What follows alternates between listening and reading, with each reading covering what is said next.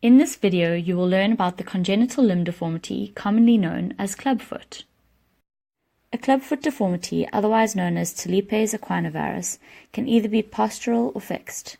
Postural clubfoot is due to positioning of the fetus in the womb. Fixed clubfoot can be flexible or rigid.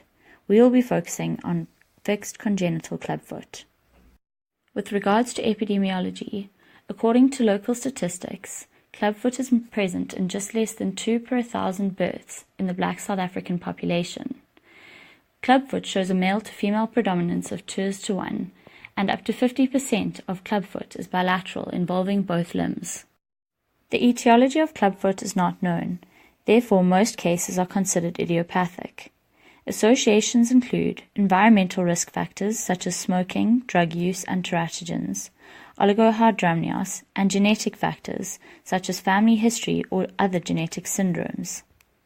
Clubfoot deformity is caused by muscle contractures, atrophy, and thickening of tendon sheaths, especially tibialis posterior, the peroneal tendons, and the plantar fascia. Shortening of the tibia and fibula is sometimes observed. As it is a congenital condition, it will be present at birth. After delivery on neonatal examination, one would notice a deformity of one or both lower legs with regards to the position of the foot.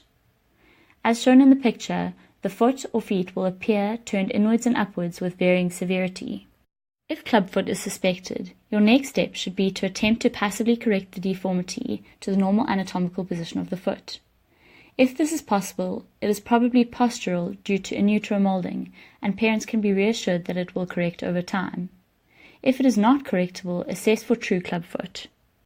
CAVE is a simple mnemonic that can be used to remember the 4 individual deformities which make up a clubfoot. C is for cavus, or increased arch of the midfoot. A is for adduction of the forefoot.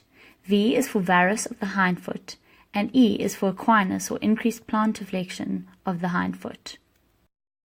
Other commonly associated features include underdeveloped calf muscles and foot shortening on the affected limb. It is often an isolated problem in an otherwise healthy newborn, but can be accompanied by other deformities if a syndrome is present. This must be kept in mind.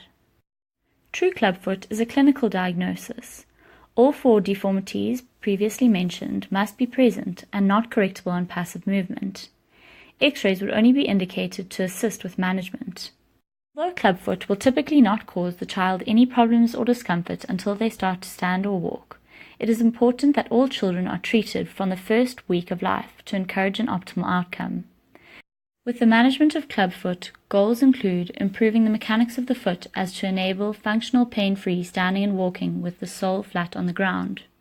Improving the cosmetic appearance of the foot is also important for the self-esteem of the growing child. The ultimate goal is a healthy, happy, active life.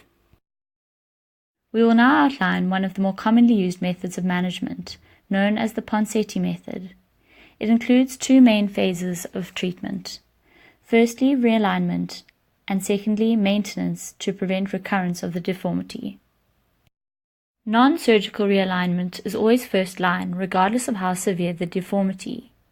Gradual stretching, manipulation, and repositioning of the foot, followed by immobilization in a long leg plaster cast from thighs to toes, is repeated weekly until the deformity is largely improved. Forefoot adduction and hindfoot varus are the first to be corrected, followed by hindfoot equinus.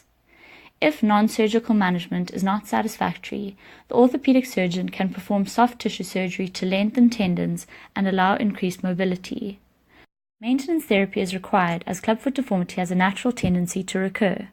Stretching can be used to encourage tendon lengthening, but the mainstay of maintenance is braces known as boots and bar, which keep the feet in abduction and maintains the correction.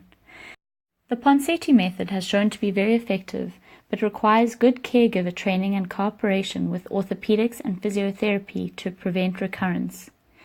If untreated, the deformity will persist, and consequences include poor self-image and difficult or awkward gait due to abnormal mechanics. As you know, this predisposes to arthritis and other manifestations of abnormal loading such as calluses.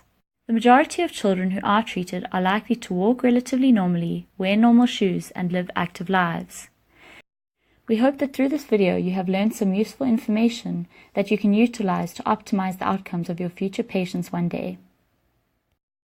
created using Powtoon.